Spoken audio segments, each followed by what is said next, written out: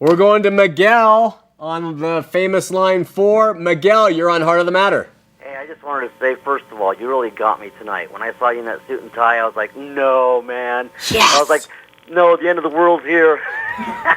End of the world. You scared me. I thought, where's the world coming to if you're going back to the Mormon church? Oh, what? So you actually did believe it? Oh, for a second there, I was like, oh, no, man, I got to get on my knees tonight, you know? Awesome. But, I feel successful in the trick. You creep me out, man. I wanted to ask you a question, and I wanted to make a comment to Amelia.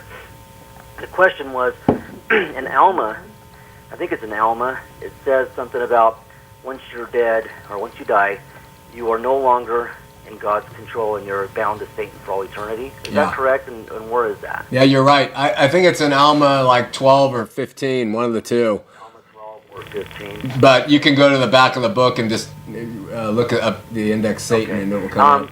Well, if I had the book, I destroyed it a long time ago. Oh. I don't know. I'll get another one, I guess, or I'll just go borrow. Go look at one. Now, the thing for Alma was she was saying that you're aggressive and that you're, I guess, bringing out things like against Mormons. But one thing I wanted to let her know is that I saw a movie years ago, and I don't know if they still show it, where Joseph Smith, they show all these fanatical Christians. They make us look like we're crazy back in the turn of the century. Yeah. And he's going from one church to another, and he's hearing all these preachers, and they all look like they're whacked out on something. And then he turns to God, and God says, do not follow any of them.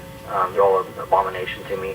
Yeah. So basically, they're the ones that are making us look like we are strange and we are wrong, and that don't have anything to do with us because we're an abomination. But yet now they want to be just like us, or they want to be known as Christians. They want to carry the same label.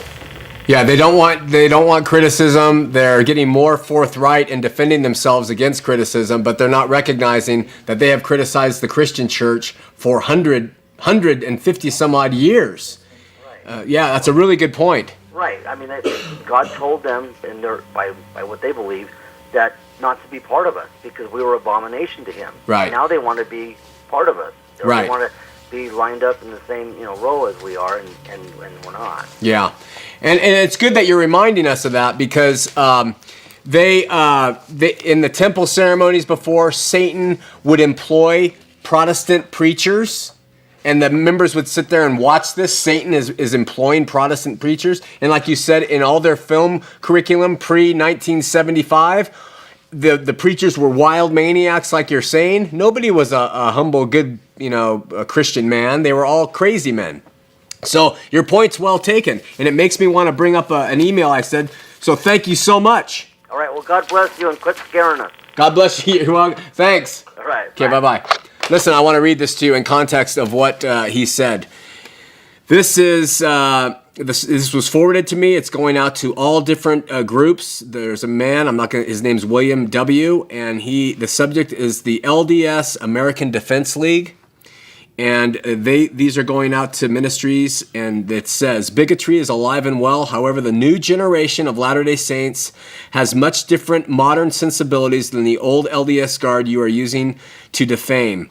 There is a groundswell of disgust that is rising quickly and will soon explode. We will no longer tolerate these kinds of persecutions. Our LDS identity and culture is under brutal attack by forces that seek to destroy our very way of life. This sentiment is now very palpable throughout LDS society, especially among university students. Mitt Romney's insidious rejection based solely on his faith was a catalyst, and there is going to be a tolerance movement coming soon. Congratulations, you are responsible for a war. This is a cultural identity issue, not a religious one. We are not interested in debating doctrine with you. We are comfortable with our doctrinal differences. A website is soon to launch that watchdogs and brings the hammer down on anti-Mormon terrorist groups like yours that seek to defame, ridicule, mock, and destroy the LDS culture, way of life, people, society, and faith. We will aggressively go after and expose any such organizations that foment prejudice, hatred, and intolerance toward Latter-day Saints. Hang on to your hats, because they're going to use the intolerance card like no other, and they're setting themselves up for it.